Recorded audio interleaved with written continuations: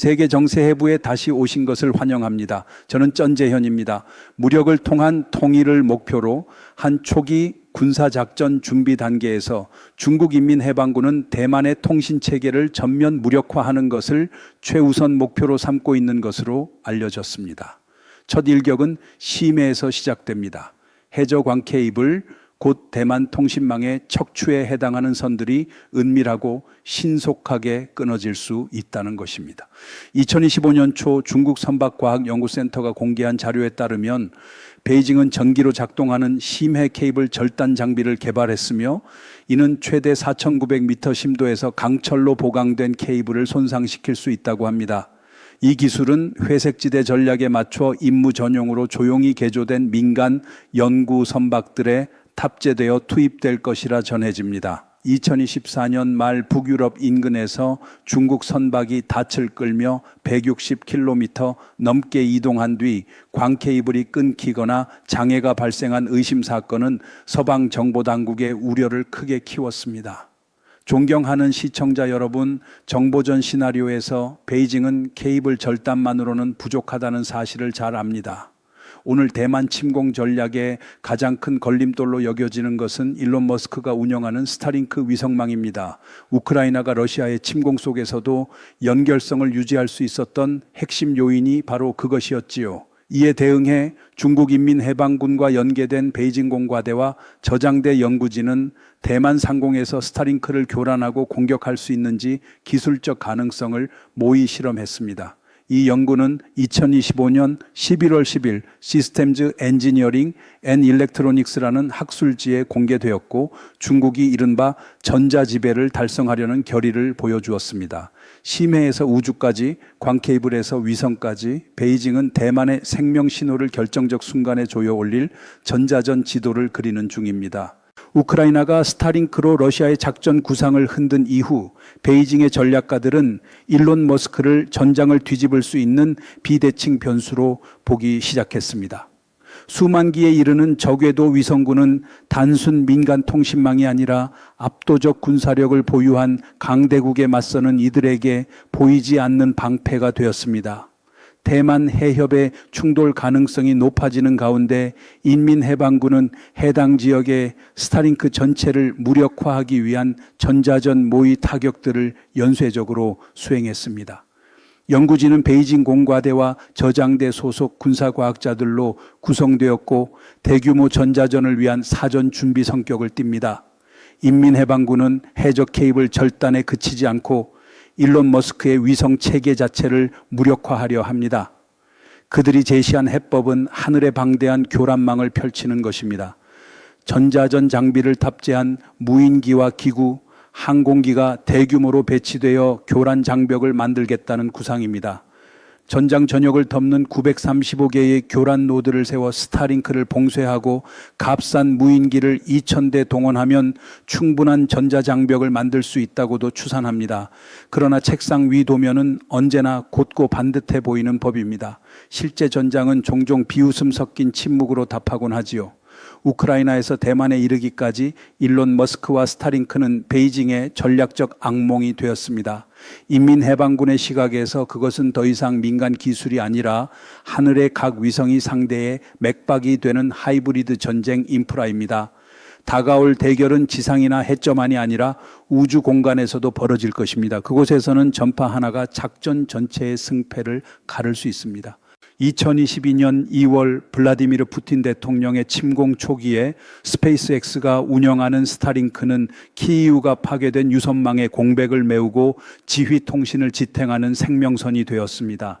2025년에 이르러 스타링크는 민수용을 넘어 우크라이나군의 전술적 골격으로 자리 잡았습니다. 전선과 지휘본부를 실시간 영상으로 연결하고 정찰 무인기와 FPV 타격 무인기, 무인 지상 차량, 장거리 포병까지 통합하는 촉매가 되었지요. 이 교훈을 본 중난아이가 대만 작전 설계에서 눈을 감을 수는 없었습니다. 인민해방군의 가장 큰 고민 가운데 하나는 일론 머스크가 다시 개입할 경우 스타링크라는 입을 어떻게 막을 것인가입니다. 이론상으로는 전자전 장비를 실은 무인기 약 2,000대를 띄워 대만 약 36,000 제곱킬로미터 전역의 신호를 교란하는 방패를 만들 수 있다고 합니다. 하지만 실제 전장에서는 문제가 곧바로 복잡해집니다. 첫째, 스타링크는 실시간으로 주파수를 바꾸며 적응하기 때문에 교란기가 따라가다 지치기 쉽습니다. 둘째, 대만의 복잡한 산악 지형과 스타링크의 빠른 대책 업그레이드는 대규모 교란망을 무력화할 수 있습니다.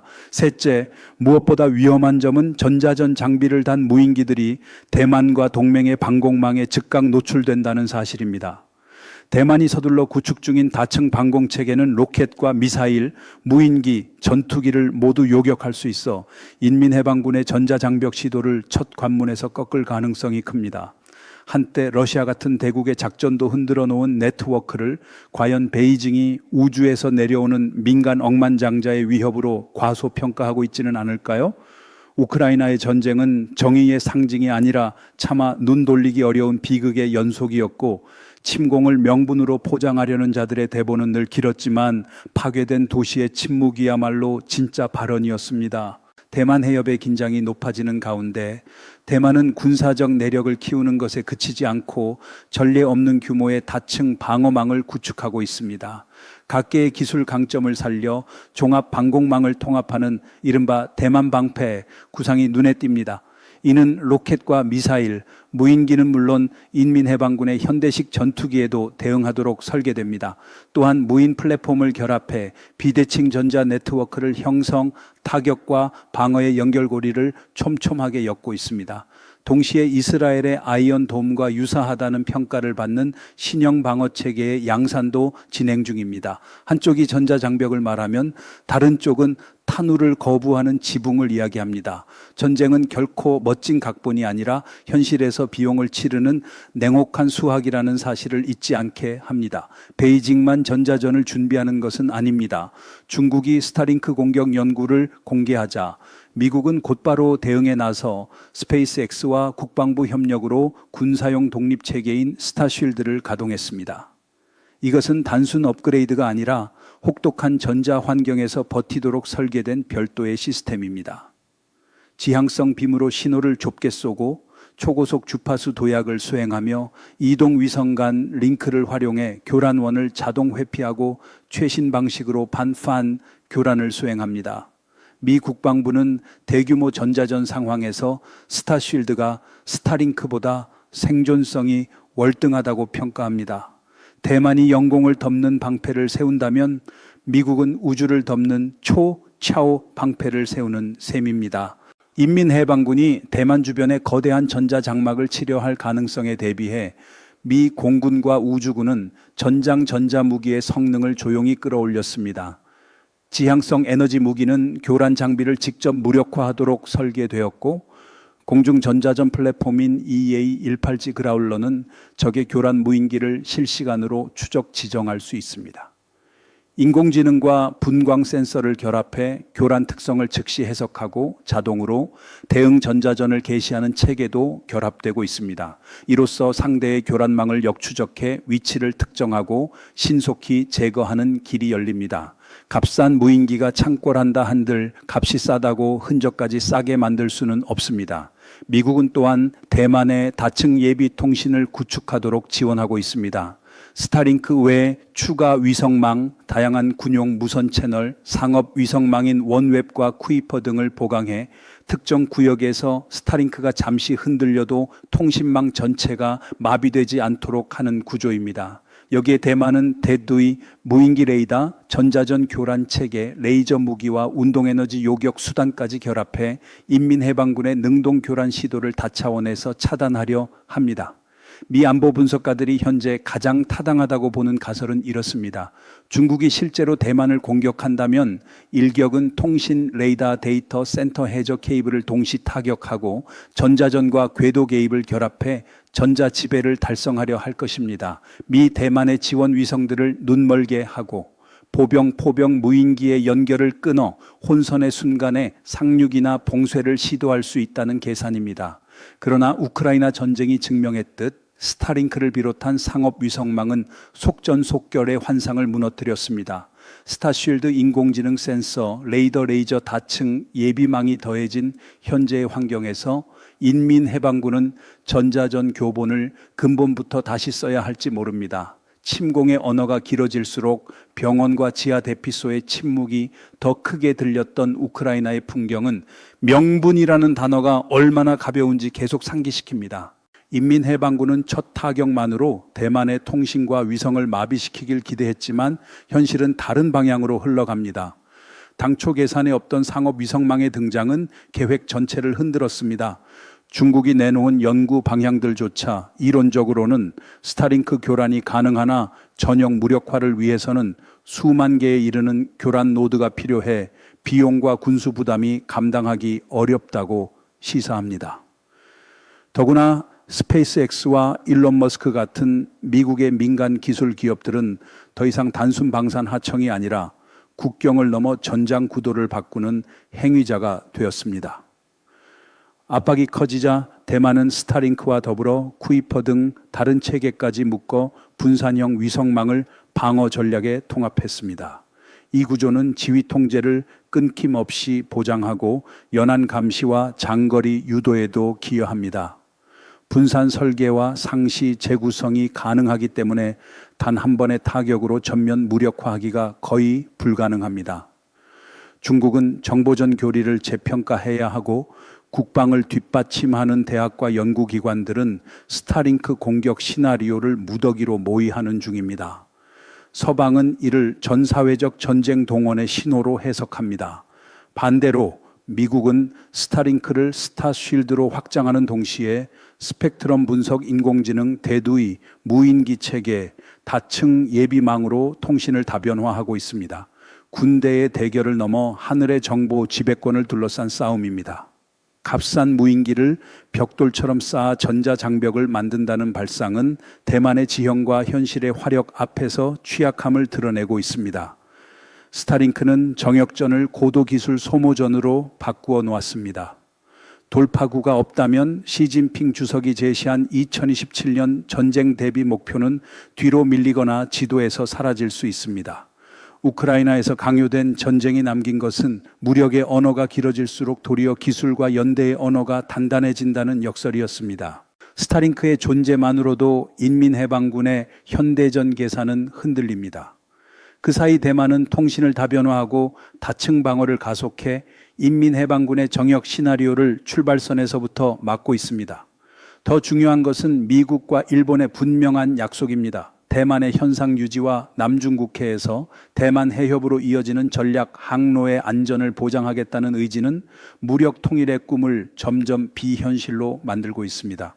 2023년 전략국제문제연구소의 전쟁 모의 결과는 이를 더욱 선명히 보여줍니다. 대만 해협을 둘러싼 24개의 시나리오에서 인민해방군이 승리한 경우는 미국과 일본이 효과적으로 개입하지 못한 단 2차례뿐이었습니다. 인민해방군이 대만 전역을 점령하지 못하면 피해 규모와 관계없이 승리를 선언할 수 없습니다. 반대로 미국, 일본, 대만이 전면 점령을 막아낸다면 그것만으로 전략적 방어 성공입니다. 나머지 22개의 경우는 대개 상륙이 좌절되거나 최대 25% 정도의 영토만 점유한 채 정치적 목표를 달성하지 못하고 끝납니다. 이는 무기나 병력의 부족이 아니라 해협을 건너 전력을 지속 투입해야 하는 구조적 제약에서 비롯됩니다. 해협의 너비는 180km가 채 안 되지만 상륙을 시도하는 쪽에겐 천연의 방파제입니다. 상륙함의 탑재량은 제한적이고 대만의 항만은 봉쇄 파괴될 수 있으며 해상보급선은 연합공군과 잠수함의 표적이 되기 쉽습니다. 혼합교전 환경에서 전력과 장비를 끊김없이 이어가는 능력은 온전한 물음표로 남습니다. 도랑처럼 보였던 바다가 이 전쟁의 진짜 주인공이 되는 장면입니다. 이 모든 이유로 시진핑 주석의 2027년 전쟁 대비 구호는 점점 멀어지고 있습니다. 하늘의 스타링크, 바다 밑에 광케이블, 그리고 행동할 의지가 있는 연대가 맞물리면 인민해방군의 군사적 징역은 기술지리 동맹이라는 삼중의 벽에 부딪힙니다. 인민해방군의 대만 공략 구상에서 치명적인 약점 가운데 하나는 해협을 가로지르는 병참의 병목입니다. 전략국제문제연구소 보고서에 따르면 베이징이 승리하려면 두 가지 위험천만한 선결 조건을 동시에 충족해야 합니다. 첫째, 미국이 개입하지 않을 것. 둘째, 일본이 가데나 요코타 사세보 같은 주일 미군 기지를 중간 기착지로 쓰는 것을 허용하지 않을 것. 두 변수 가운데 하나만 어긋나도 미국의 전력 전개 계획이 베이징의 바람처럼 잘려나갈 가능성은 작아지고 속전속결의 희망은 산산이 부서질 것입니다. 이 분석을 바탕으로 전문가들은 대만 방어의 3변수 방정식을 제시합니다. 첫째, 대만 자체의 자위 의지. 둘째, 미국의 군사적 행동 약속. 셋째, 일본의 주도적 역할. 베이징이 이 세 변수를 너무도 잘 알기에 워싱턴, 도쿄, 타이베이의 전략 공조 신회 과민하게 반응하는 것입니다. 최근 다카이치 사내 일본 총리가 대만의 위기는 곧 일본의 안보 위기라고 못 박은 발언은 베이징의 계산에 전곡을 찔렀습니다. 이 세 변수가 한 점에 모이는 순간 인민해방군의 전개는 고위험과 고실패 확률의 수렁으로 빠질 공산이 큽니다. 하늘과 바다와 우주에서 동시에 압박받는 장기 소모전, 그것이야말로 무력 통일 시나리오가 가장 원치 않는 악몽일 것입니다. 우크라이나에서 그랬듯 전쟁을 미화한 구호는 길고 화려했지만 결국 남는 것은 황폐와 피로에 젖은 일상의 한숨뿐이었습니다. 오늘 세계정세해부는 여기서 마무리하겠습니다. 여러분의 의견을 기다립니다. 시청해 주셔서 감사합니다. 다음 시간에 다시 뵙겠습니다.